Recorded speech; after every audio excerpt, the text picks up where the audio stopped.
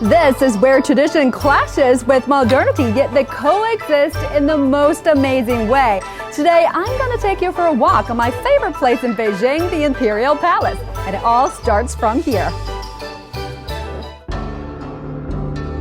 This is the biggest palace complex in the world, according to the Guinness World Records, covering an area of 720,000 meters with almost 10,000 rooms in it. It's so big that it's a city in its own right, as suggested in its name, the Forbidden City.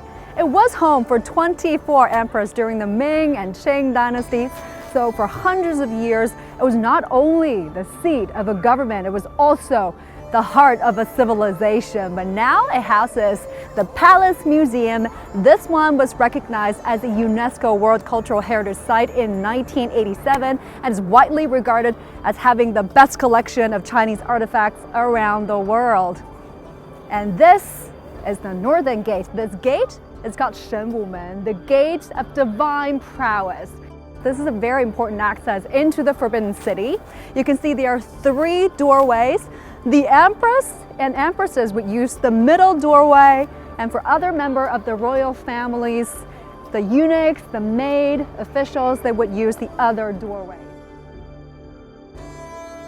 Now this is one of my favorite streets here in Beijing. Walking along the street is like traveling back in time, right? Here you've got this incredible view of the imperial moat. Guess what's its function? Well, it has several uses. For one, it's the first defense line against enemy who, would attack the palace. This imperial moat is about 4 meters deep, 52 meters wide, and about 3.5 kilometers long. It surrounds the entire Forbidden City. So it's not easy to get over it, swim over it. The second function, it was also a water supply system and drainage system. The rainwater would be discharged from the palace using the imperial moat.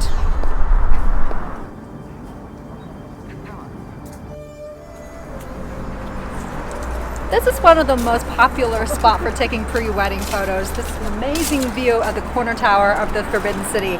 It serves as a defense tower, just as the lofty walls of the palace, the imperial moat, and the giant gate towers. All the marbles you see there, the stones to build this palace, are transported from quarries close to the city. And legend has that in the winter, water were poured into the ground to create this icy superhighway so that the heavy stones, marbles, can be moved along the surface. Pretty smart for the people back in the days.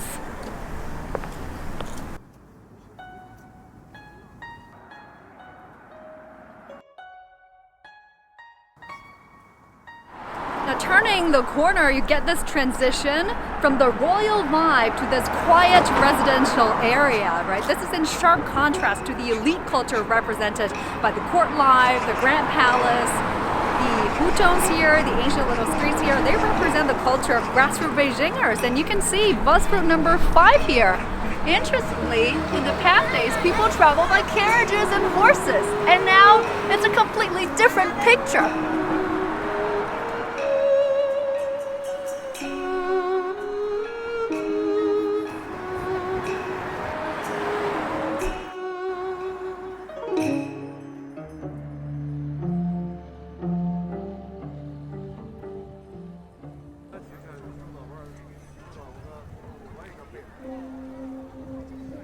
And finally, we're here, the front gate of the Forbidden City. This is known as the Meridian Gate, Wumen, right? This is the largest gate of the Forbidden City.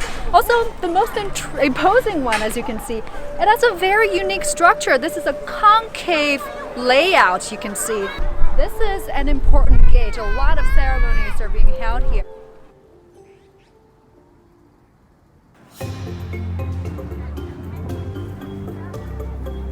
And now we're walking along this pretty nice street lined with restaurants and little shops. And we're gonna go in to one of the restaurants and check out all the traditional, the most authentic Beijing food. So let's go.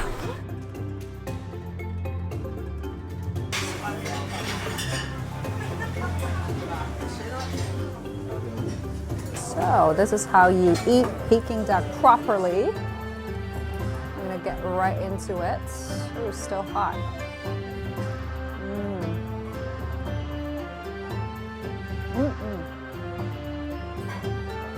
So good.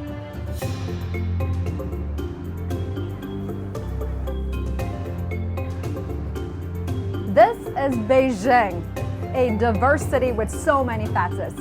Come explore it, you'll love it.